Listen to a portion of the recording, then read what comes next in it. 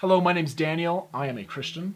My name's Kyle, and I'm an atheist. And we have a podcast together called Assumptions, where we dig into our differences with the goal of trying to understand each other better. We are right now tackling the theme of storytelling on our podcast. And what happens is, because we have these themes that we're working through, there's often topics in social media or online or in the media that we wanted to get into. Because of our differences, we just don't have time to. I agree, yeah. And this time we get to talk about the Netflix show Master of None. That's right. Aziz Ansari vehicle. That's right. I'm a big fan of, and I know you're a big fan of as well. Yeah, so season 2 just came out on Netflix. You can go watch all of it now. And I caught up on both season 1 and season 2 in preparation for this show. Because I think it describes modern life and modern view of relationships so well. But tell me what you love about this show. Well, it's actually a very different answer when we look at season 1 and season 2, because I actually look at them as two very separate entities. I go back a ways here now for my love of Aziz Ansari, because he wrote this book called Modern Love a few years ago, which I found infinitely fascinating as someone who is a person that tries to use the new ways to date people with apps and online and that sort of thing. And he could have just stuck to a very pure comedy book, and so he actually did research and got scientists involved. Modern Love. Modern Romance, Love. I think it's called. Modern You're right. Yeah. Modern Romance.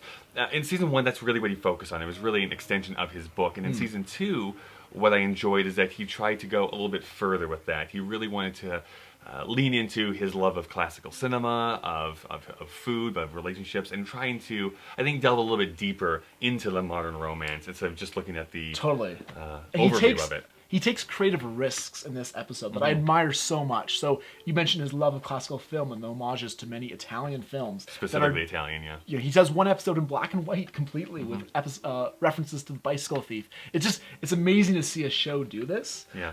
One of the things I love about his personality is just how open he is. You want to be friends with the guy, and you believe that he can be friends with you. I mean, look how he makes friends with grandmothers and little kids who don't speak his language. That's right. He's just so open and so joyful that you just want to be his friend. My favorite episode of season 2 is the episode New York, I Love You.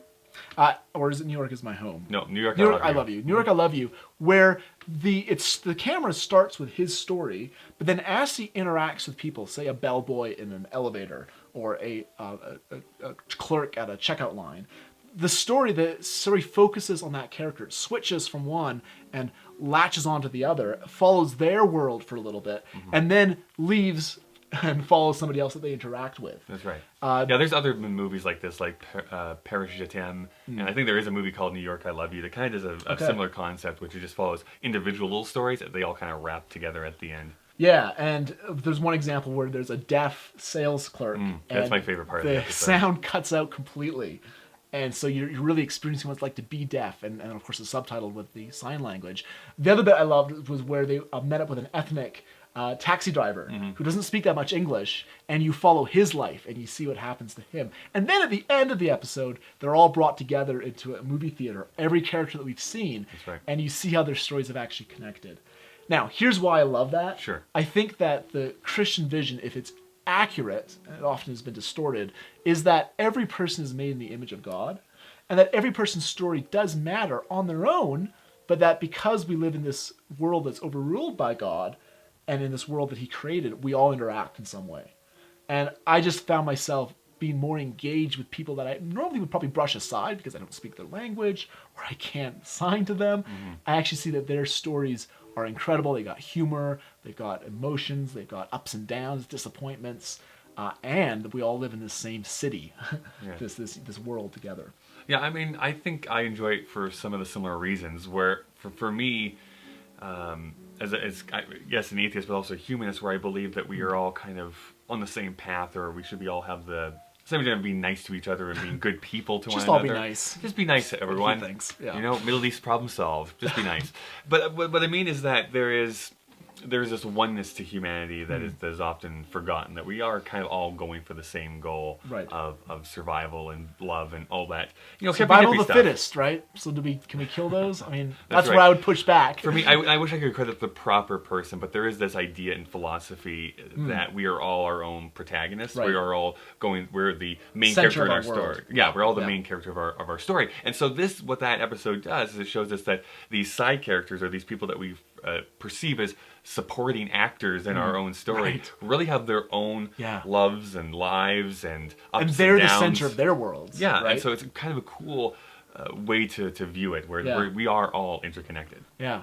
All right, let's talk about your favorite episode on season 2. I think my favorite episode would be First Date, which it kind of harkens back to season 1, where he's really leaning in more into how modern romance works. And what I so aligned with is that you see a subsequent number of first dates that he's going on, and they kind of cut back and forth with like these 8 or 9 different dates that he's experiencing. Right, so he'll be at the table with his romantic partner, and then the camera would kind of spin around so you see his face, and then it completes the spin, and it's another date. That's right. So it's someone else, and he's just going through the string, and it's all through what you assume is Tinder. It's a dating app. Or some dating app. They don't name it, but I think they just call it the app. Yeah. Just because they probably don't want to pay the licensing fees. But I mean, the issue here is that it is so true to life. And I don't know, Daniel. Why is that? You've probably never experienced No. this.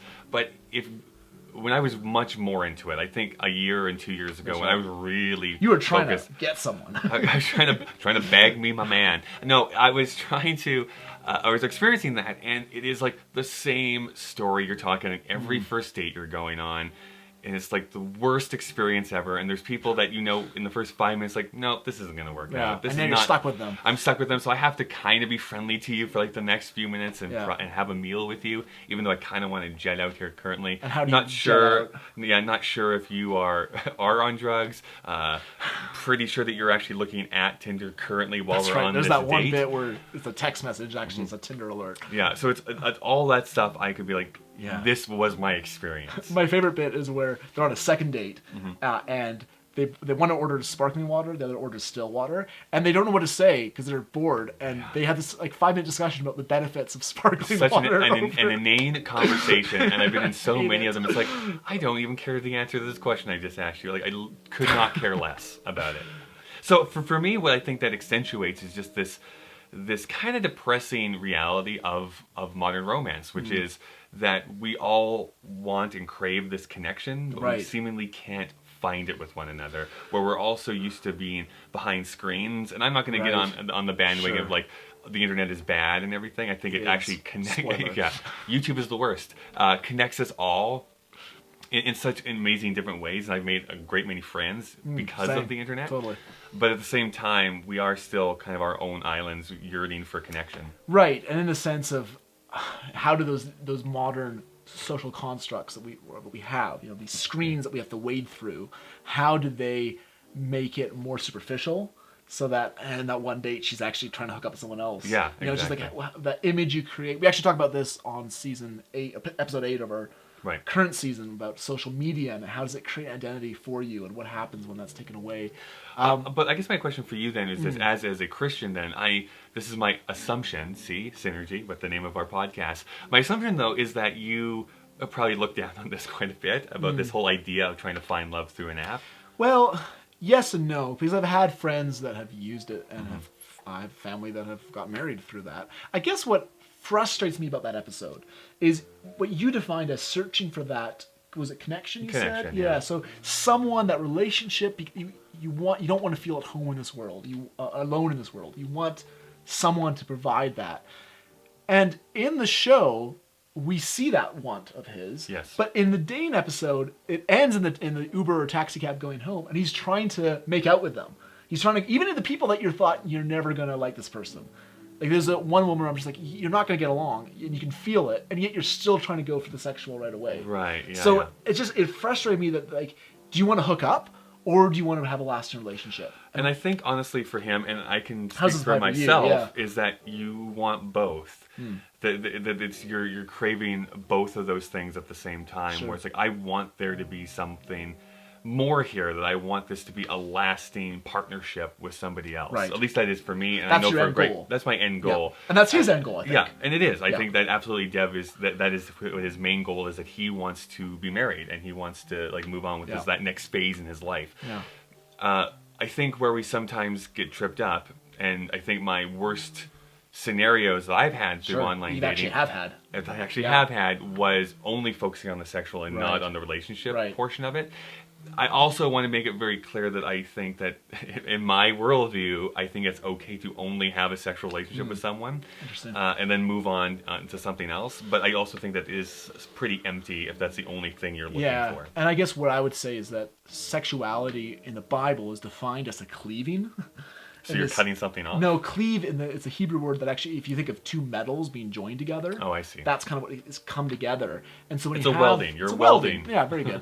So That's when how you wedding became a thing. pretty much Nice. etymology 101. That's right. You heard it here. But when you have that kind of encounter, that is going to do something to you. And I just rewatched the film Moonlight, the Oscar winner, and here's the sexual encounter he had as a kid, and years later he still has this deep connection with that person, and like he can't shake that. And what's interesting about Master of None season 2 is that the last 3 or 4 episodes with his relationship with Francesca, the sexuality, it's there under the surface, But it's secondary. it's very, and it's unexplicit. They never have it explicitly, unlike other seasons and other shows.